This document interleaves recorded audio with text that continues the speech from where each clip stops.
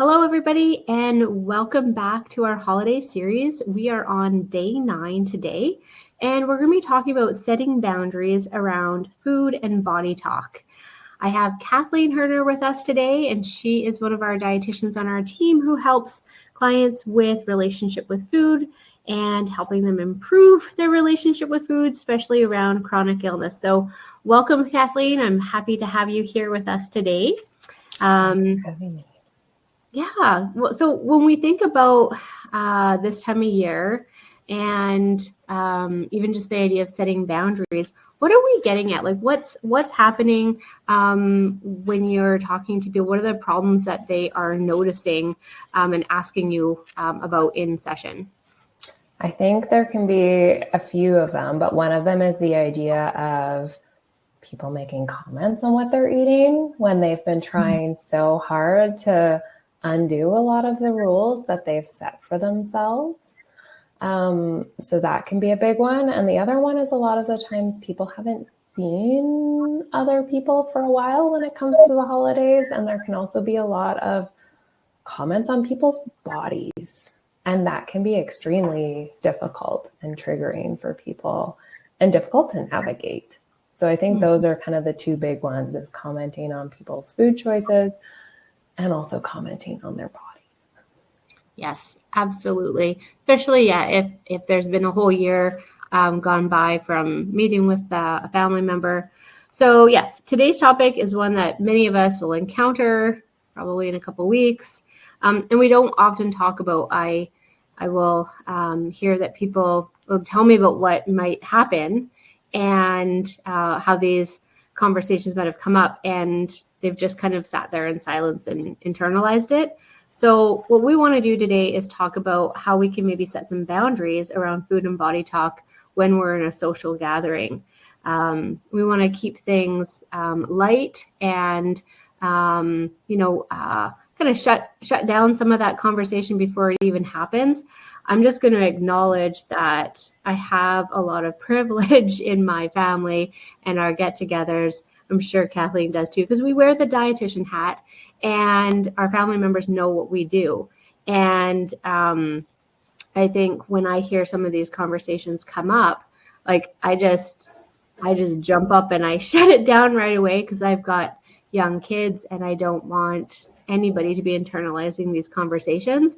But I have the confidence, I have the experience, and I guess the authority in some ways to have these conversations.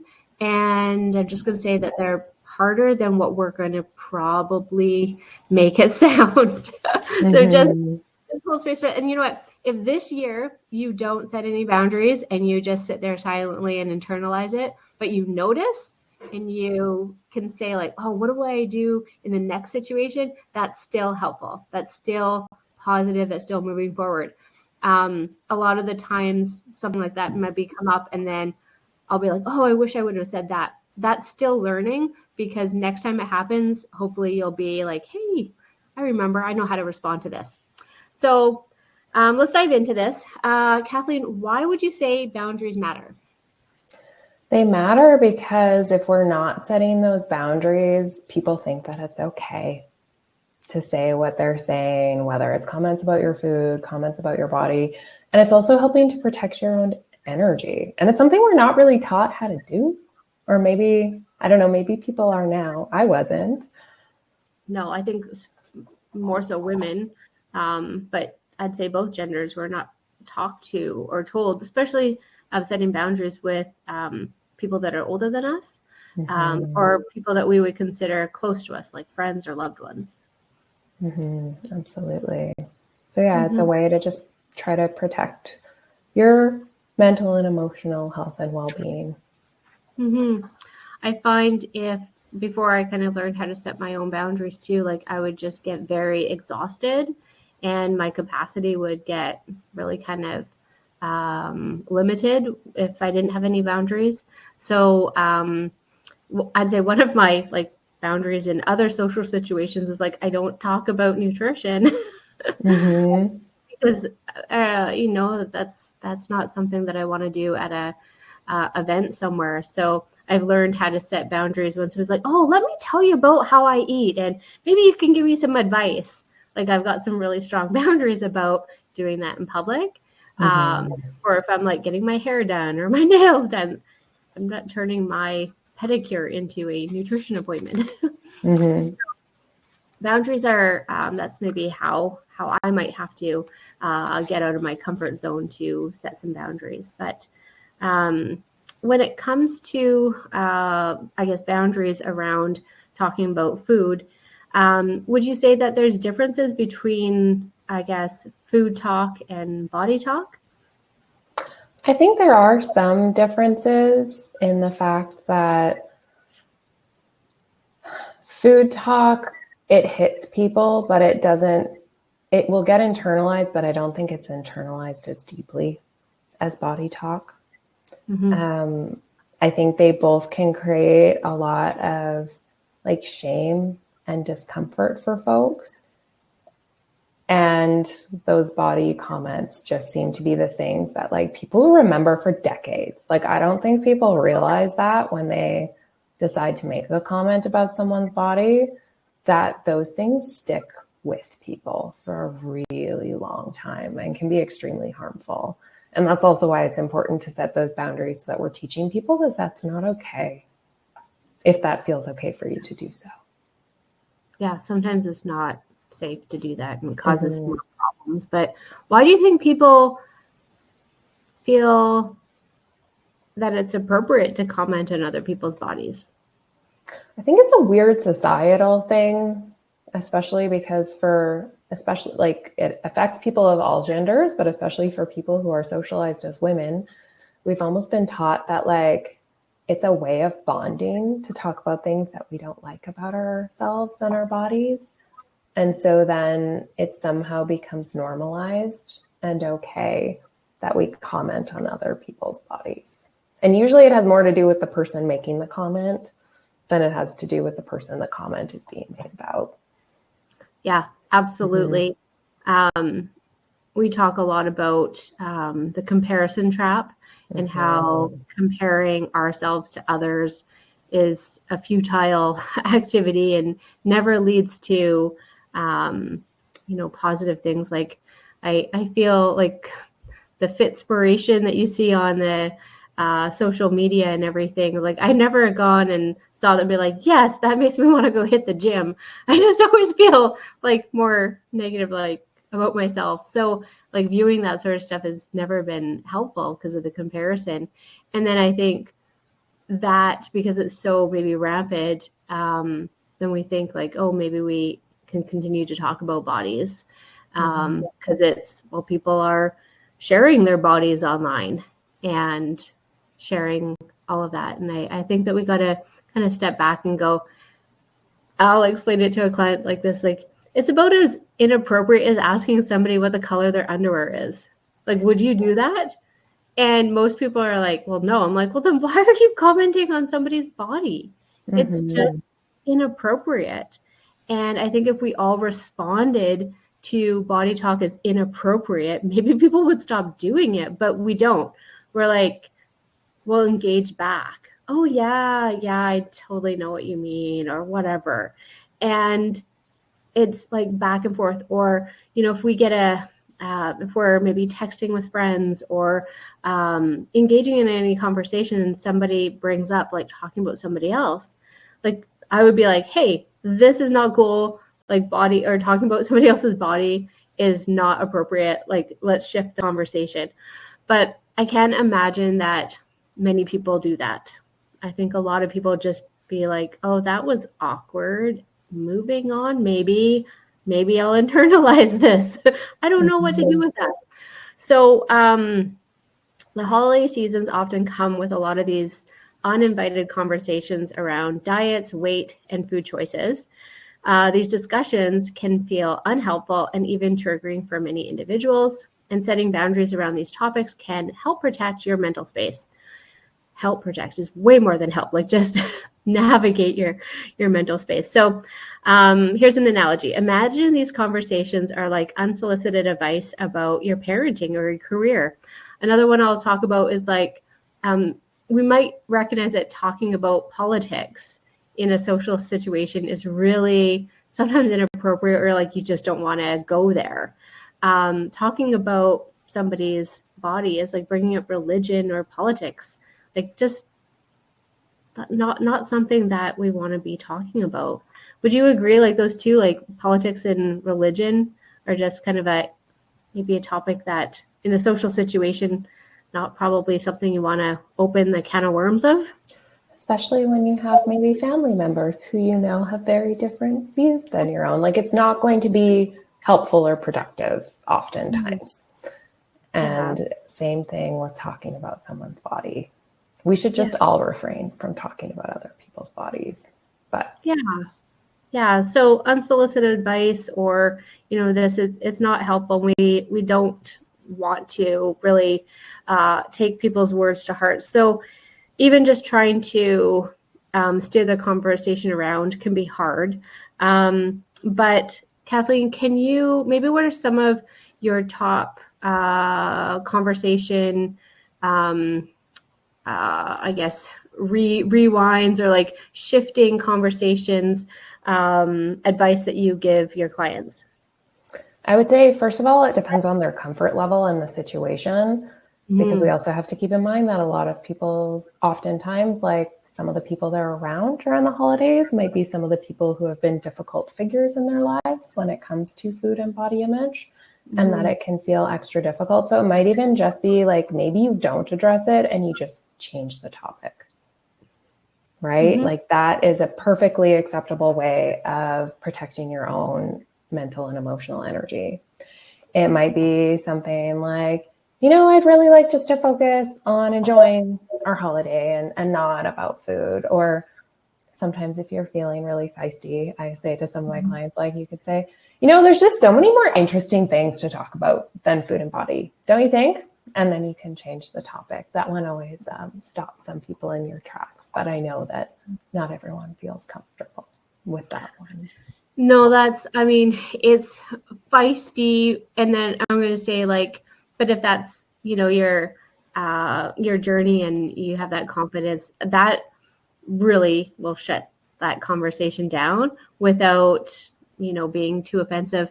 One that might be similar but toned down a little bit is that, hey, like, I haven't seen you in like 6 months, and there's so many other wonderful things that I would like to talk about other than food and body. Tell me about that new job that you started. Like, then have like that redirect already at the tip of your tongue, so that you're not like, let's talk about something different. And they're like, well, that was weird.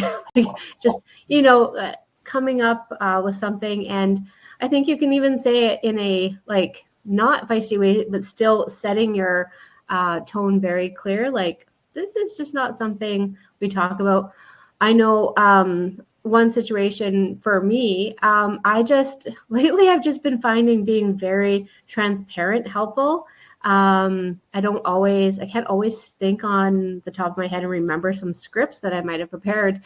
And I remember there was a comment about my body by a family member, and I just like kind of did the deer in headlights. I was like, well, this is interesting. I haven't had this happen for a while. I'm like, you really kind of caught me off guard. I'm not used to talking about this sort of stuff. Can you give me a minute here? Like, I'm not too sure how to respond. And then it puts it back in the person who made the comment, and they're like, oh, so sorry. Like, I was like, no, it's just, I'm just not used to talking about my body with others, like even family members. And it was just like, oh, okay, I'm sorry. And then moving on. Like, I just don't even feel like preparing anything these days. I'm just like, that caught me off guard. I'm not too sure how to respond. And just in that kind of like me taking a step back to breathe, it's giving me an opportunity to maybe recalculate any thoughts, and it puts it back into the other person to decide what they want to do. And a lot of the times it's like they maybe apologize or step back and be like, oh yeah, like that maybe wasn't cool. But also the piece of maybe a bit of self-compassion for the other person. Like, this person might be the only way they know how to connect with you or think that they know how to connect with you or people.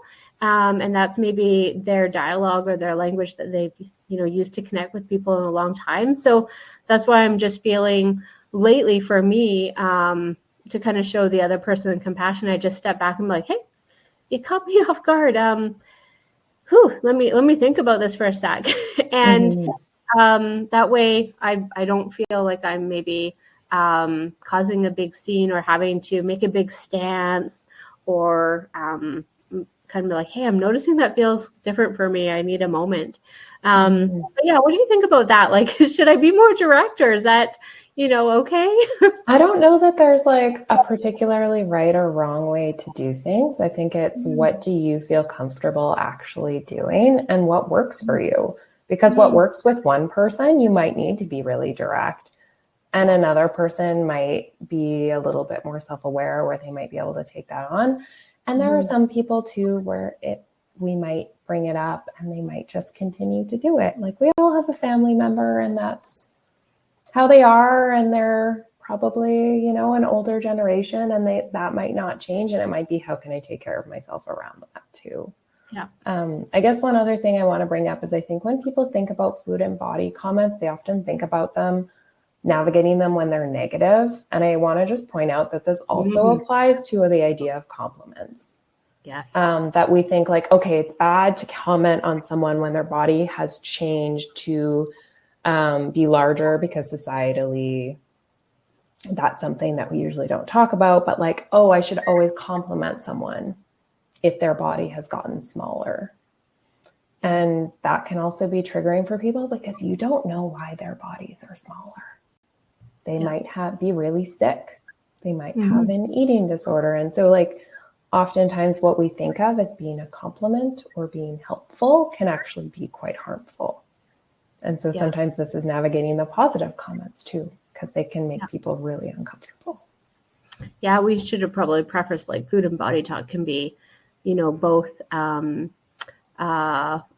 like seemingly positive comments and negative comments. And the situation that I was talking about, it was like a positive comment, but I responded it like, again, neutral, like comments are comments are comments, whether it's positive or negative. I don't talk about my body. So I responded just the same way, either way. But so our society is like, say you might feel awkward, in a social situation and you're maybe trying to, engage in a group of people.